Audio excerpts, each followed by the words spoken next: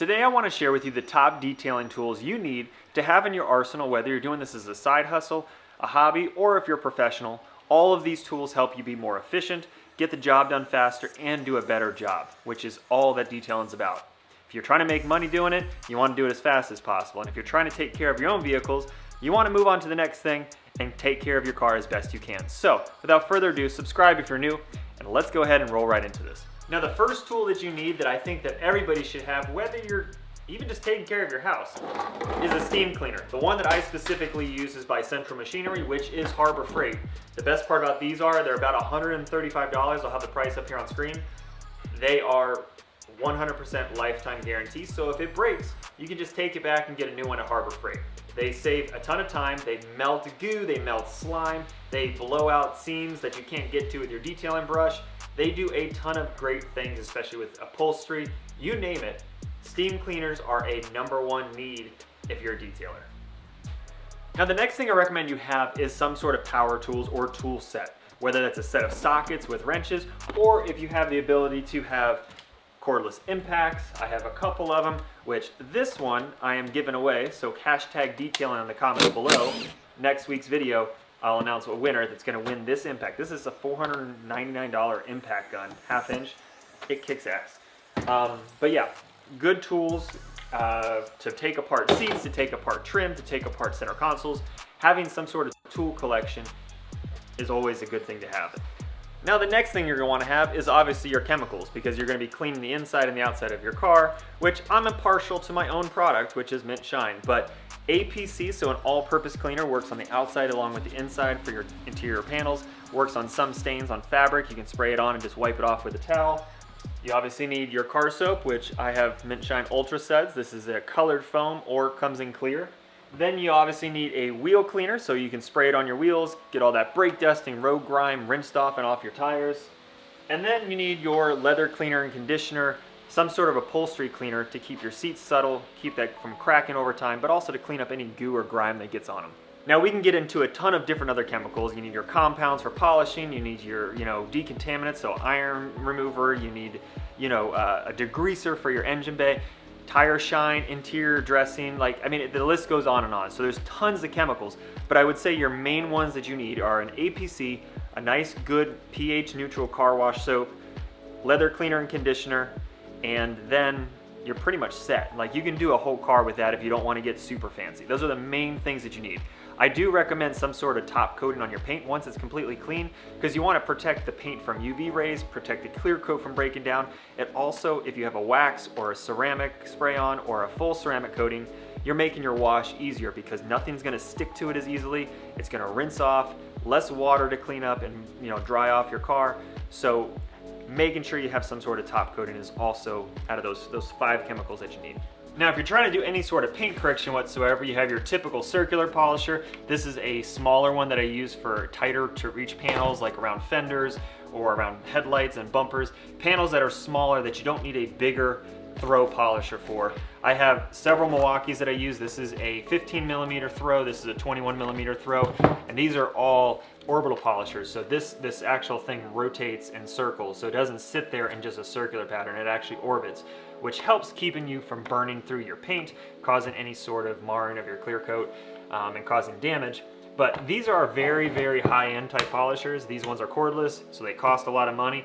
But I did want to show you guys one that I have been using lately. This one is from Vivor.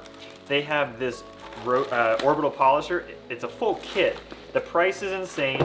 This is an extra one. I bought 2 of them. It comes with a bunch of different pads, which this video won't get into pads, but the cool part is the price point on this thing is insane, which is why I'm linking it down in the description box below. It's a really nice orbital polisher, variable speed. It's got nice backing plate that's screwed in from the middle, which is really nice. A lot of them don't have that. They're a little bit different styles, so you can switch these if you want. But it comes with microfiber towels, all the pads you want, a handle if you want to add it. This thing works insanely well for the price point. So if you're looking for a budget polisher to help clear up your paint from any scratches, I would definitely recommend this one. So check the link in the description box below. Now, the next thing I recommend building up in your arsenal is having the ability to use compressed air. So obviously you need an air compressor, which I have one here. This one is a 120 25 max PSI, 21 gallon air compressor from Harbor Freight. The main reason why you want to have compressed air is you can get an air gun like this, which this little nozzle allows you to blow out any excess fluids. You can blow out dust and debris so you can ease up your vacuuming. But also when you have compressed air, you need to have an air hose, which I have this Vivor air hose reel. They've honestly hooked me up with a lot of cool stuff. This air hose reel is really nice because it helps you keep things organized and out of the way when you're detailing, and especially when you're done. But if you're on the job and you want to clean up your workspace, you're not tripping over all of your equipment, having an air hose reel is highly recommended. I have two of these, one on this side of the garage, one on this other side, and I have an air hose kind of connecting them both together. So that way, if I ever need compressed air, I can just pull down the air hose reels on either side of a vehicle that I'm working on to blow out seams, blow out dust when you're polishing, blow out pads when you're polishing. There's a tons of uses for it, and like I said, you can also use it for your air tools if you're trying to actually work on your car and you don't have cordless impacts if you just have air impacts. So really nice air hose reel, quality rubber hose reel. I will have this link down below as well from Vivor, along with that polisher, so you guys can check it out. The prices that they have are really, really good compared to what you could get at the store or from other manufacturers, so definitely check it out. Now, another product that you will need for detailing your car in general is some sort of microfiber towels. You're gonna need a microfiber wash mitt for washing your car. You're gonna need drying towel, which a drying towel looks something like this. I have one here, my own personal brand, shameless plug, but I have the best prices on these than anyone else on the internet. For the size, I have way too many of these, but they're super large, thick, ultra plush towels. These things absorb an entire vehicle of water, and you could probably knock out 3 drying cycles of this. So like 3 cars all in one towel before you need to let it sit and dry. It absorbs a ton of water. The other thing that you'll need are microfiber towels. These ones are also my own personal brand. These ones are super plush. They absorb a ton of stuff, and the best part is because they are high quality, they're not like the pack that you can buy for like 12 bucks at Walmart for like 30. Those deteriorate, you can hold them up to the light, you can see light through them. These ones are 600 GSM, so they're super, super thick. They're ultra plush pile, which allows you to absorb more fluid, absorb more dirt and grime, and they also last a ton longer. A lot of the towels that I use are 3-4 years old. I use them every single week, wash them, just run them through a wash cycle, let them dry, and then I use them again. So like they've churned a ton of details, and they still last, and they're still ultra plush. So now the next thing we need is some sort of pressure washer. This is a gas powered pressure washer, which is a higher PSI in flow. This one is in my air compressor or pressure washer graveyard. I need to replace the pump because it's broken. And then I have this bad boy, which is a Greenworks 2300 PSI electric pressure washer, whereas the last one was gas. This one works, but the pump is kind of going on it. I've gotten my use out of this one for sure. Now, my main go-to pressure washer now is from Giraffe Tools because I love the fact that it's this wall-mounted unit. It's got a 150-foot hose. It's retractable, makes it super easy and compact.